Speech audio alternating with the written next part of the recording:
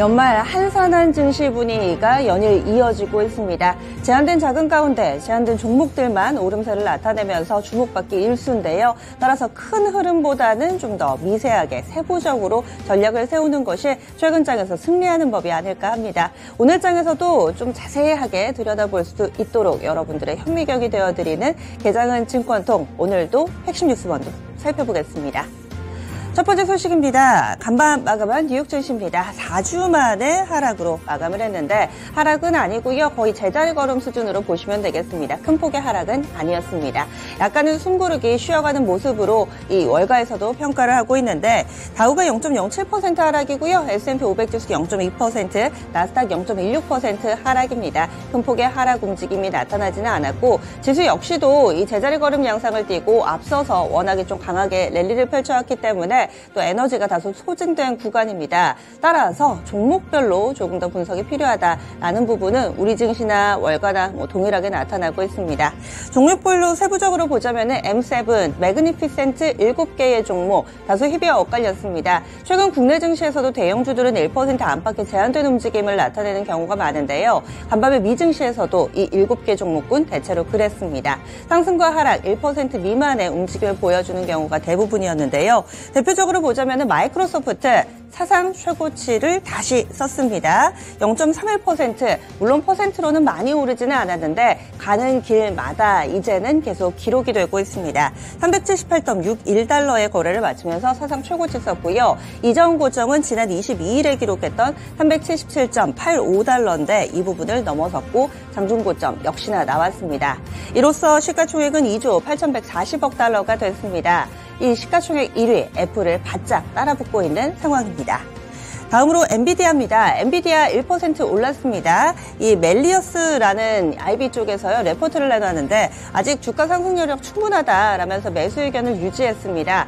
이에 따라서 엔비디아는 1%가량의 오름세를 보여줬고요. 또 많이들 궁금해하시는 테슬라도 보겠습니다. 테슬라는 강보합권 정도에서 거래를 마쳤습니다. 최근 들어서 앨런 머스크 CEO 반유대 감정을 공식적 석상에서 드러내면서 이 부분이 또 투자 심리를 위축시키기도 했는데요. 이를 의식한 듯 이스라엘을 전격 방문했습니다. 이로 인해서 주가가 약간의 반응이 나타났는데 강보합권 0.27% 오르며 거래 마쳤습니다. 다음으로는 뉴스 넘어가겠습니다. 두 번째 뉴스는요. 부산 엑스포입니다. 대한민국 전국이 이와 관련해서 집중하고 있습니다. 부산 엑스포 과연 유치할 수 있을 것인가?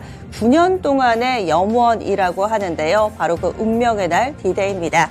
일정 보겠습니다. 우리 시간으로 오늘 밤 10시에 투표 시작하고요. 개표는 29일 새벽이 될 것으로 알려져 있습니다. 그러니까 내일 이 시간쯤 되면은 이 결과와 관련해서 제가 여러분들께도 전해드릴 수 있을 텐데요.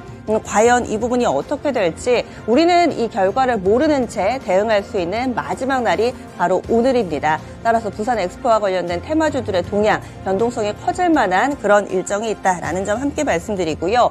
거기에 또 하나 의미 있는 변화가 좀 나타났습니다. 지금은 사우디아라비아와 우리나라, 이탈리아 이렇게 해서 대결 구도가 형성이 되고 있는데요. 당초에는 이 이탈리아가 2등을 자신했습니다. 따라서 사우디아라비아와 이탈리아 결선 투표 갈 거다라고 자신 있게 이야기를 했었는데 그랬던 이탈리아의 스탠스가 약간은 바뀌고 있습니다. 조르자 멜로니 이탈리아 총리가요. 이 엑스포 개최지를 결정하는 투표가 있는 파리 국제박람회 기구 총회에 불참하는 것으로 확인이 됐습니다. 이미 마음이 비운 것이 아니냐, 막판에 우리나라가 강력하게 치고 올라가면서 전세가 역전되자 이런 움직임을 나타내는 것이 아니냐, 발을 빼는 것이 아니냐 여러 가지 해석들이 나오고 있는데 일단은 표결을 준비하는 우리 입장에서는 나쁜 소식은 아닙니다. 그럼 관련된 종목군들 보겠습니다. 이 부산 엑스포 관련된 종목군들은 부산의 근거지를 가지고 있거나 혹은 엑스포 관련해서 기술을 가지고 있거나 레퍼런스 좀 있는 기업들이거든요. 대표적으로는 시공테크 볼 수 있습니다. 앞서서 또 이 부산 엑스포 하면 가장 민감하게 움직였던 종목이 시공테크고요. 그 밖에도 메세이상이나 또 부산 지역 방송, KNN 등을 꼽아볼 수 있습니다. 히림이나 KL넷도 함께 묶입니다. 이어지는 소식입니다.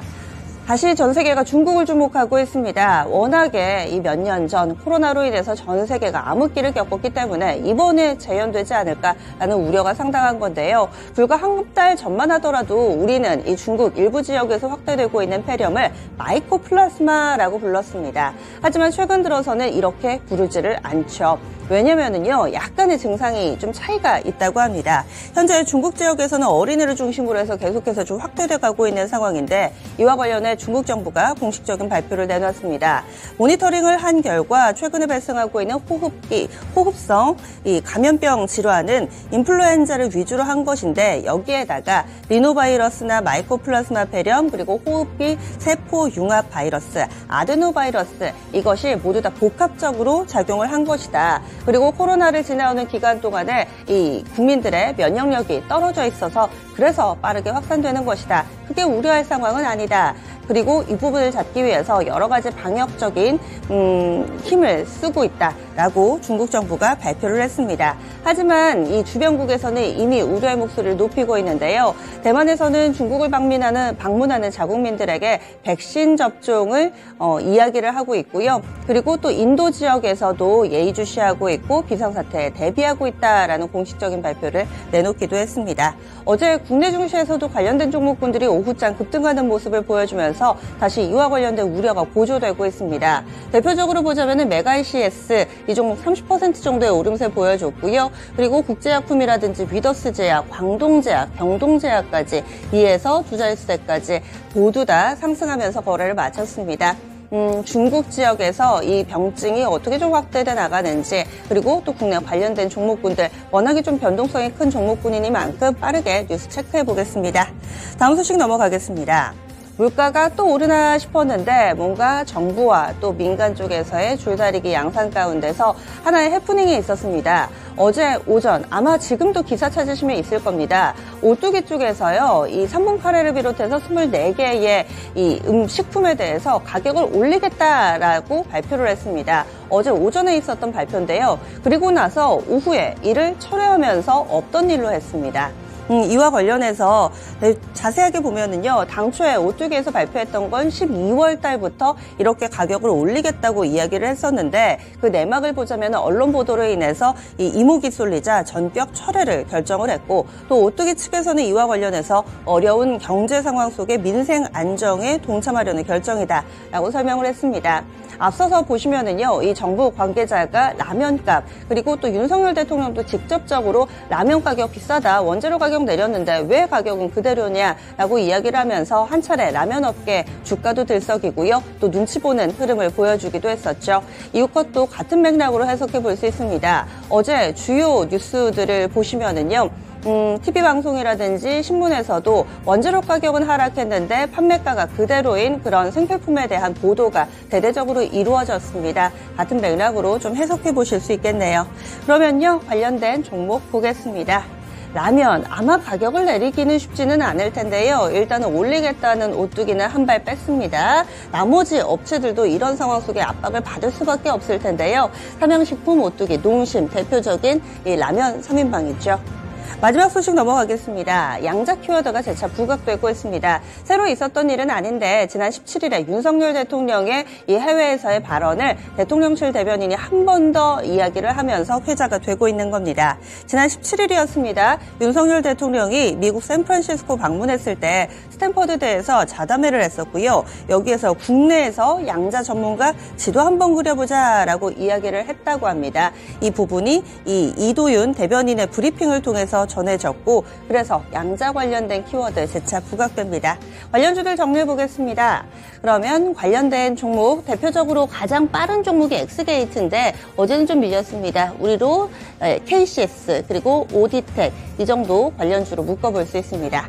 오늘의 핵심 뉴스 알아봤습니다. 오늘도 개장은 증권통과 함께 하시죠.